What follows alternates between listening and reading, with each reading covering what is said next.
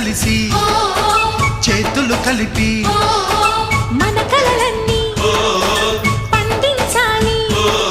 ఒక చోట పుట్టని కోడళ్ళు అయ్యారు అమ్మకే కూతుళ్ళు. త్వరలోని ముద్దుగా పుడతారు ఈ తాత పోలికల మనవళ్ళు. ఈ సంతోషాలు సరదాలే మా పండుగలు.